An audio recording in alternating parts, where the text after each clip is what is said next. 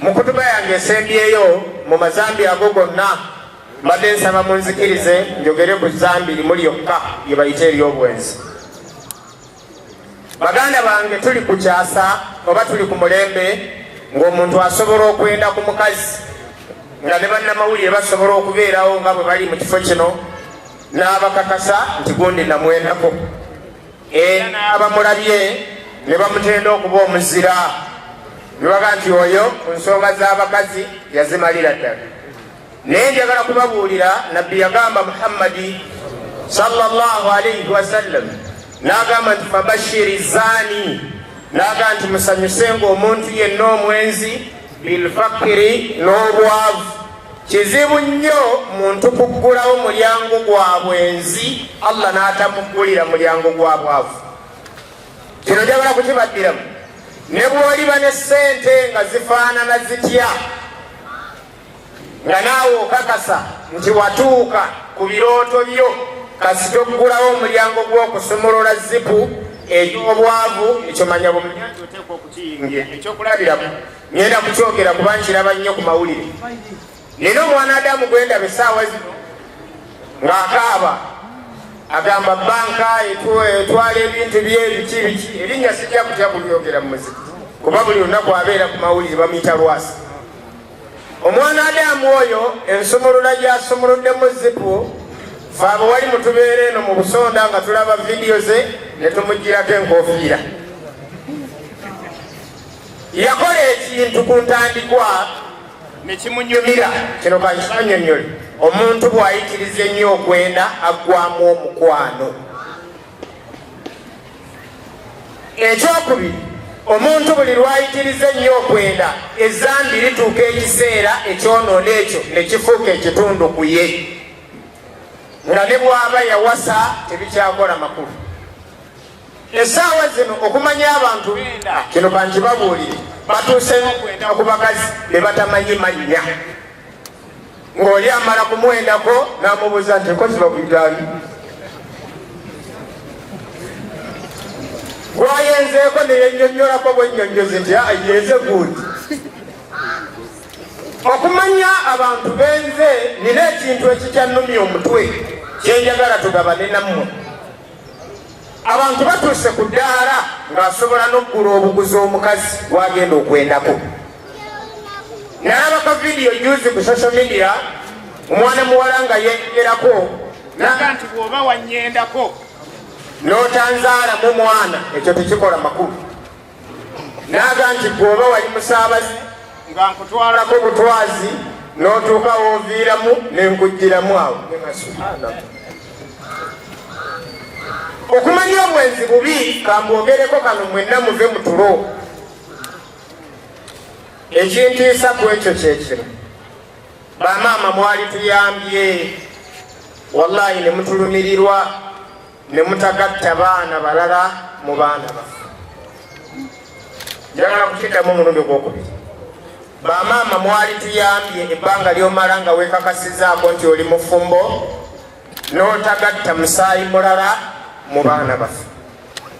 Juzi twabadde mu kuziika, omusajja n'avaayo nga Semaka afudde mu bakungubazi, naga nti ndi mu kunyolwa, nyoleddwa wamu ne Semaka ono okuvaawo kwe.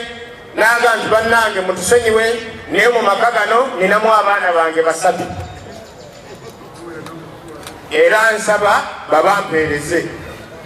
N'amenya amannya, naga nti gundi oyo mwana si wa lujjalo, ne gundi omwana si wa lujjalo, ne gundi omwana si wa lujjalo. Oyo najjako 3.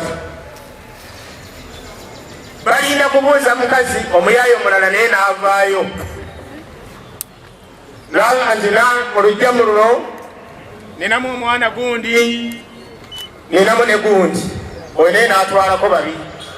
Nga Semaka omwana gw'alinamu omukazi gwe yamuwadde mu kumulumirirwa, ndowooza obulumirirwa, yamuwadde omwana asembayo okuba omuto.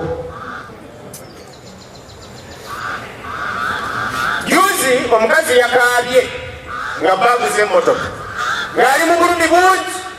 Naga nti embeera eno etuukawo omuntu toyendanga kino kankibannyonnyole n'otuuka ne weewaako obujulizi nti ofuuse omwenzi. Tubikenga ebyonoono byaffe mu bantu. Njagala kukiddamu. Nalabye munnamawulire kano ke kasembayo mu Khutuba gy'emawa, yabadde abuuza mwana Adamu eyali omugagga Lwasa. Saayagadde kwogera linnya lye, naye ensonga ze zibadde mu bantu. N'amugamba nti oyina ne munnamawulire munno gw'olyogeddeko, nze gwe sijja kwogera linnya omukyala, kambike erinnya lye. Namugamba nti senga oyo wafuna omukisa ku ye waalikoze otya? Namugamba nti oyo namumaladde gye nasookera, mubuuze. Ninga subhana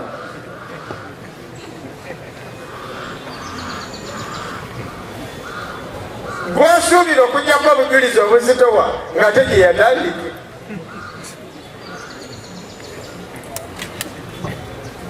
Banange mutuyambe, nesse kuyamba yenna akasembayo mu bigambo byange. Omusajja bw'owasanga omukazi, kino kankikosye leero.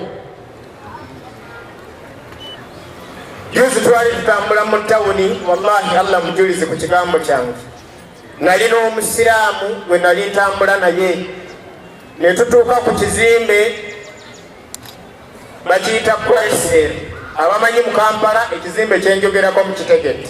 Wallahi Allah mujulize ku kigambo kyange. Omwana omuwala n'atuyimiriza.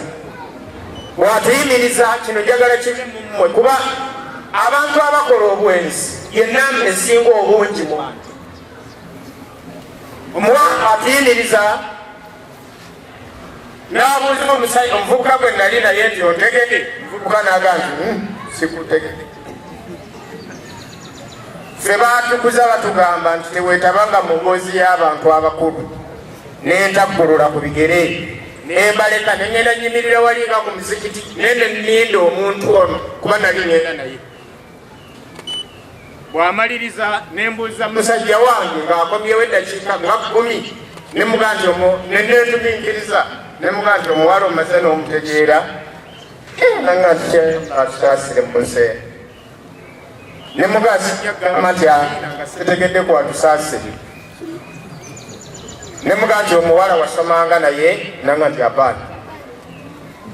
Nenziramu era neneetuminkiriza, nemubuuza nti wakula naye, nanga nti nedda.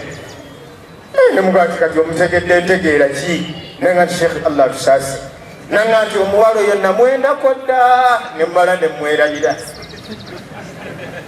Nagattako ekigambo ekyokubiri yadde saakimwatulira, nemmanya bw'aba omuntu asobola okwerabira omuntu bwe yalaba ku bwereere bwe, eyazzaako okuli pulensinga ono okumusangulamu mu mutwe, ennamba eba yali nnene.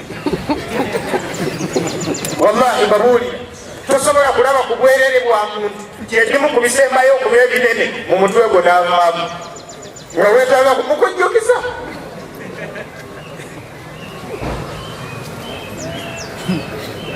Akatale ke atugenda mu dduwa, Khutuba bweti bwefaananye. Tusaba Allah subhanahu wa ta'ala abasobodde okumalako omwezi guno omutukuvu gwa Ramadaani nga tetufunyeemu bukosefu. Tusaba Allah atukuuma omwaka omulala mulamba. Baganda bange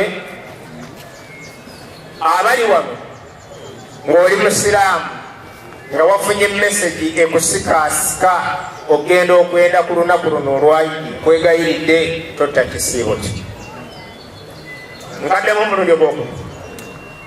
Eyatalako omukazi nga Ramadaani etuuse, tomuzza okujjako nga bamaze kubawoowa.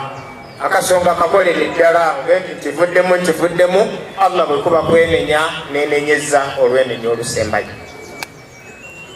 Inna Allaha malaikatahu yusalluna ala nabi ya ayyuha alladhina amanu sallu alayhi wa sallim taslima. اللهم صل على محمد وعلى آل محمد كما صليت على إبراهيم وعلى آل إبراهيم في العالمين إنك حميد مجيد.